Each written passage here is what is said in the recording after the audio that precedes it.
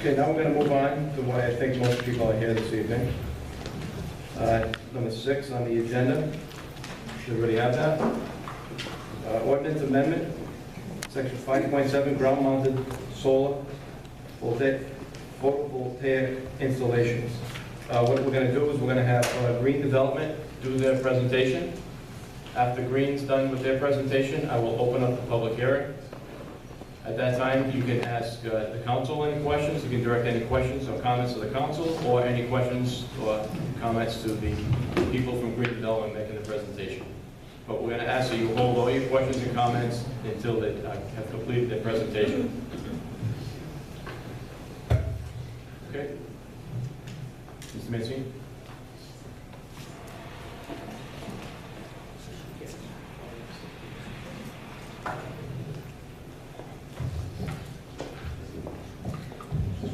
So while he's getting ready, did anybody want to speak about, come up and speak, be heard on the public hearing regarding this issue that has not signed the sign-up sheet yet?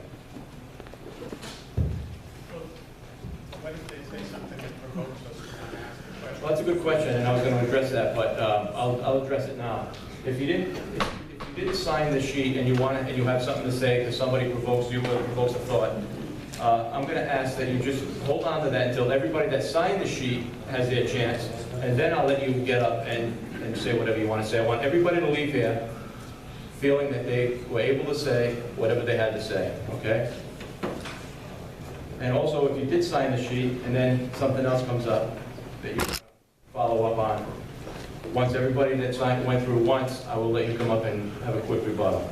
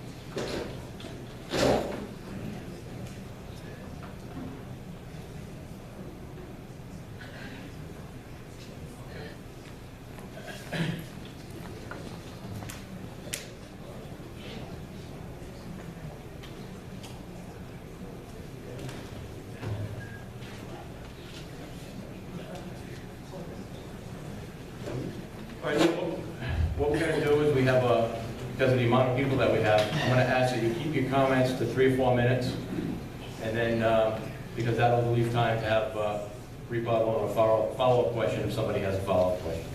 All right, Mr. Mancini? Thank you, Mr. President, members of the board. For the record, my name is John Mancini, and I am legal counsel to Green Development LLC, which is the petitioner that has filed with the town of North Smithfield an amendment to your existing ordinance, which is ordinance number 5.7, or I should say section 5.7, which deals with solar arrays and the installation of solar array systems. We have no objection, Mr. President, to answer any questions that any members of the public would have at any point. So we'll make our team available for any questions that you may have.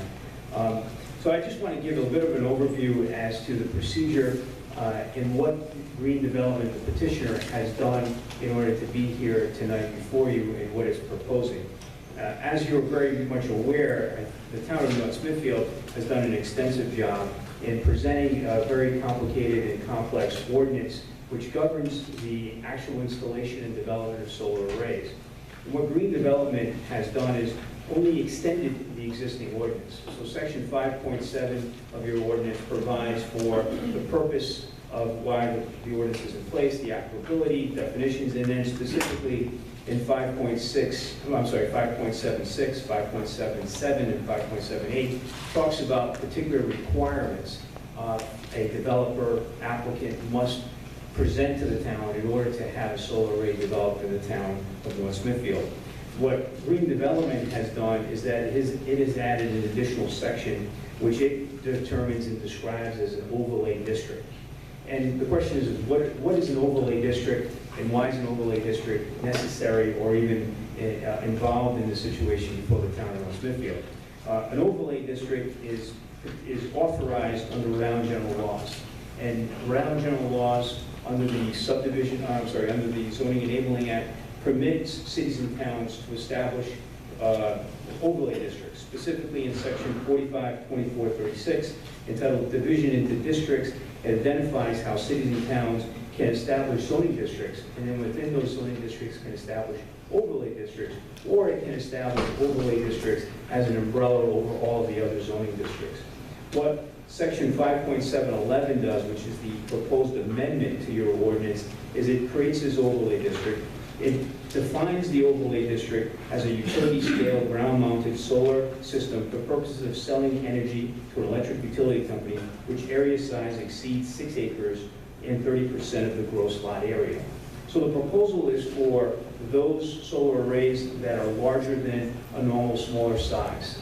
And the second aspect of this overlay district is it specifically identifies for the town areas which are best and most suited for the implementation and installation of these solar arrays. And it takes into consideration many of the points already addressed in your existing 5.7 ordinance, which already defines the overlay district.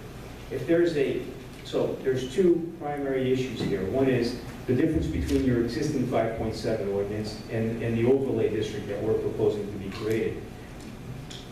Most importantly is that the overlay district still maintains the obligations that are already existent in your 5.7, meaning that any applicant who fits the definition and is permitted to go under the overlay district is still required to go before the planning board as a major land development project. Is still required to meet the requirements set forth in your existing ordinance, except for the obligation of obtaining a special use permit. And the reason for that is green development takes the position that because we're already in front of the town council, because this ordinance is being invented by the town council, the role of the zoning board is already being usurped by the town council. The special use permit that is obligated under your existing ordinance ensures that there are 5 components that the zoning board reviews, one of which is consistency with the comprehensive plan. But given the fact that your ordinance has already been enacted, the zoning board really is limited in determining whether or not something is consistent with the comprehensive plan because it's already permitted as a conditional right under the ordinance. And the other elements is whether or not the development is going to be in characteristics with the surrounding area. And really that's also a purview that is existing under the planning board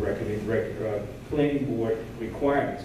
So the reason why green development has proposed the overlay district, and one of the elements that is removed in the overlay district is a requirement of special use permit, is because we believe that the requirements that would be presented to the zoning board are redundant. They're already being presented to the planning board. The planning board already has all the tools, both in its subdivision regulations, in state law, as well as the requirements that you presented in your existing ordinance. So for that reason, we proposed that we should streamline the process in this overlay district for allowing the applicant to proceed and letting the planning board be the ultimate decider of the adequacy of the project. Secondly is why even have the overlay district and what areas have been chosen? Well, in your existing ordinance, under your purpose, the town makes very clear that it is a proponent of renewable energy. And what we've done in our purpose section in the ordinance that's been presented to the town is we go one step further by saying that based on the comprehensive plan land use element, the areas and large tracts of rural land is designated within this overlay district may be better preserved with a lesser impact on the community as a whole and the immediate surrounding areas. So the ordinance proposed, the amendment, already identifies specific areas with specificity that says that these areas are best situated because of their location to interconnections, because of their natural vegetative buffer protections to the surrounding areas, and because of their remote location. So because of those three elements, we feel that these properties are better suited than any other property in North Smithfield to accommodate a large-scale solar array system, one. And secondly, they're so situated that the impacts to surrounding areas and neighboring areas would be minimal, if any. And again, the planning board would be charged to make sure that any impacts would be minimized. The other important element that this ordinance presents is under a section called Development Incentives to the Town. As the town may be aware, the state statute has been enacted whereby there is a minimum, or I should say a maximum, that can be charged for taxation with regards to solar arrays. What this ordinance does is it allows the town to charge more or to obtain a development incentive, which would be in addition to the taxes that could already be collected in respect to any project that is developed in the overlay district. And the way the process would work in a major land development process, the board is aware, there are 4 review stages. There's a pre-application stage, there's a master plan stage, there's a preliminary stage, and there's a final stage. In between master plan and preliminary plan, an applicant cannot go to preliminary plan until it has obtained any other approvals necessary. Usually involves DEM or DOT or other state agencies or ancillary approvals that are necessary in order to proceed to the next level of review. What we've done here in this ordinance, and actually at the recommendation of the planning board, is placed the town council as an intermediary position, meaning that before the applicant can proceed to preliminary plan review, it has to come before the town council, it has to present its project to the town council, and present the benefits of the project to the town council.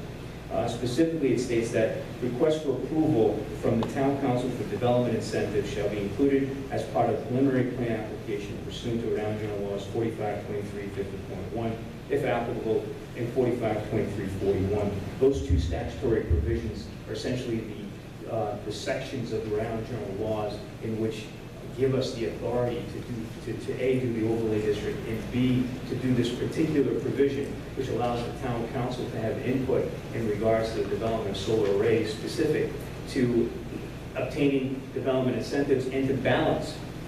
Because we state in the ordinance, the proposed development should provide the town with an incentive proposal that will contribute to the town financially and or enhance the services the town provides, as well as negate any expenses or costs the town incurs because of the installation and development of a large-scale solar system.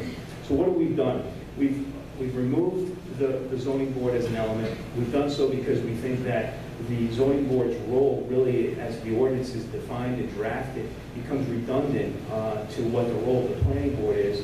We've inserted the town council to have an input in the process and for the town council to determine what, if any, necessary or added or requested development incentives that the town should receive as a result of the development of renewable energy. So I think that the ordinance strikes a very good balance as far as safeguards are concerned for the town and allows for the developer to have a clear pathway to understanding what is necessary in order to develop and permit a solar array project in the town of North Smithfield, which for developers is very important because, you know, as an applicant that is extending a great amount of resources, what is good to know is what is the process, what is the procedure. And when that process and procedure is well established and it's objectively determined, it makes for a smooth transition to ensure proper development on the side of the installer and proper protection on the side of the town. Finally, and importantly, with respect to the process, we've been to the planning board on 2 occasions. The planning board has had a great amount of input in this ordinance. We first went before the planning board back in March, and they reviewed the ordinance and some additional comments. As a result of the comments from the planning board, it incited some more discussion, some more thought, so that we went back to the planning board on April 2nd to solicit some more input from the planning board. And they actually were very helpful in further massaging or cleaning the ordinance to make sure that it properly flowed with respect to their role as a body which would be governing it, and also to ensure that there was continuity with regards to the existing ordinance, so that there was no provisions that would be in conflict or there was no questions as to what was going on. So in sum, Mr. President, as far as the ordinance that is being proposed, we want to highlight 3 key points. One is that we think this is an extension of your existing ordinance. Accordingly, it's already consistent with the comprehensive plan. It complements the existing statutory scheme of approval that the town itself has put in place. Secondly, what we've done is we have removed the zoning board and inserted the town council, and inserted the town council in a way for the council to overview and provide development incentives to be solicited from the developer and to be worked with respect to the benefit of both the town and the developer. And finally, we've created an extensive but yet objective approval process that can be followed by the applicant and can be applied by the town. And with that, that is essentially the procedure as to how we got here and why we are here and specifically what we're offering. Now, I think it may be good to know, Mr. President, who green development is, what it's done, what it intends to do, and what it's capable of doing. And with that, I want to present Michelle Carpenter, who is with Green Development. She has extensive experience in renewable energy and can walk you through the company and its anticipated proposals. So unless there's no questions of me, I'd like to turn it over to Ms. Carpenter.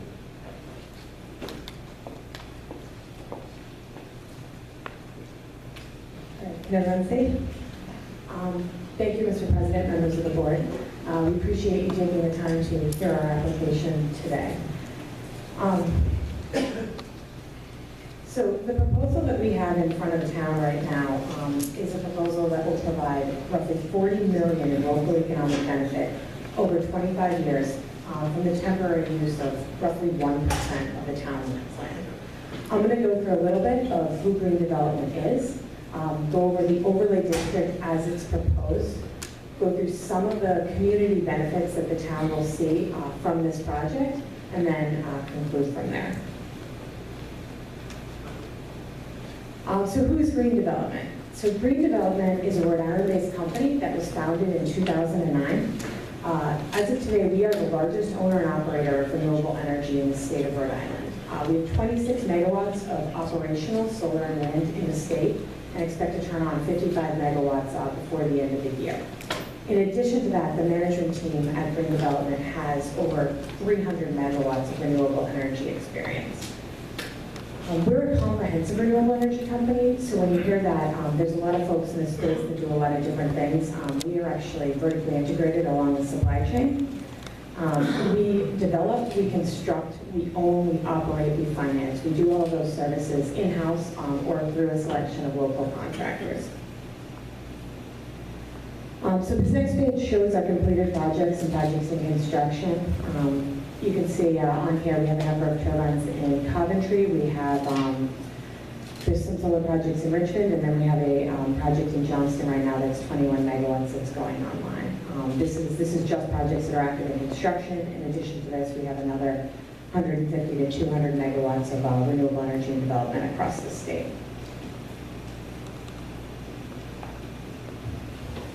So this slide right here, try and talk loud. So this slide right here shows you the proposed overlay district as we've outlined it in this ordinance text amendment. You can see on here, it's a little hard to see, but there's two circles around those two substations that we referenced. The overlay district as proposed is in the center of those two circles where they intersect. In addition to that, we've gone north of Iron Mound Hill Road and east of Providence Pike, which are the yellow line and the purple line right here. The other criteria that we've placed on this in an effort to not make it a huge number of parcels is that we're looking at parcels greater than 80 acres in size. So when you overlay all of those criteria together, you can see that within this boundary, there's really not a huge number of parcels that are impacted by this proposed overlay district. The other thing that you'll see on this map is that we've actually overlaid the state GIS wetlands, and those show up as shaded in yellow. So you'll see a lot of that area would not be suitable for development based on the DM regulations that are in place.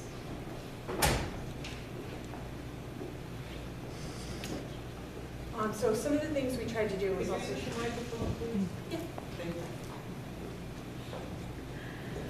so this slide just highlights that some of the protections that the town and the planning board have put in place with the ordinance that is in place right now will still remain as part part of these projects. So the projects will all be set back a minimum of 100 feet from property lines. In addition to that, there are buffering requirements, so there will be vegetative buffers planted along the edge of any of these